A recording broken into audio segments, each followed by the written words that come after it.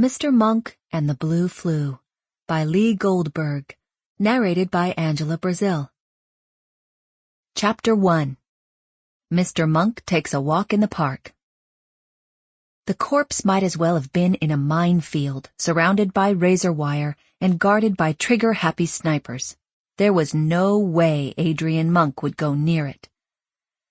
Monk stood on the red gravel jogging path that ran around McKinley Park at Vermont and 20th on Potrero Hill.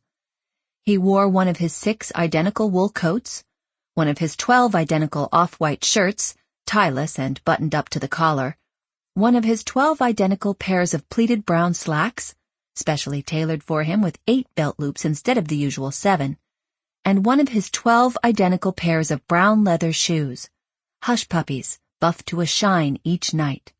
He held a pair of binoculars up to his eyes.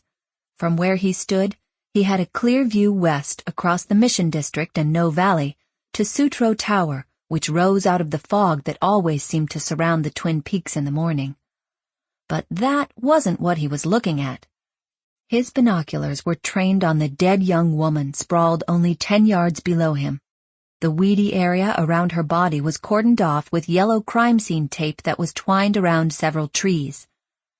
The woman was twisted at an unnatural angle, her mouth open in a silent, frozen scream.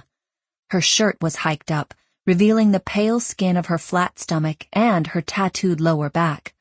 The tattoo was a plus sign, with little matching plus signs in each of the 4 quadrants of the larger one. She was wearing lycra shorts that showed off her long, muscled legs. She was a jogger. The 2 previous victims were also joggers. And like them, she'd been strangled.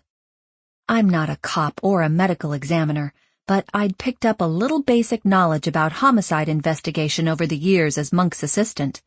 Even I could tell from the bruising around her neck that someone had throttled her. But my imagination wouldn't leave it at that. I put myself in her shoes. Or shoe, I should say, since she was missing her left one just like the other victims who'd been killed over the last month.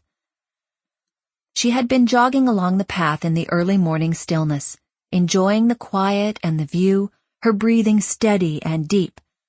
And then he attacked her, knocking her off her feet. He wrapped his hands tightly around her throat. Her lungs ached for air. Her heart pumped madly. Her head and chest felt like they were going to burst. She had suffered horribly. I got scared just thinking about it, and I wasn't even in any danger. Sample complete. Ready to continue?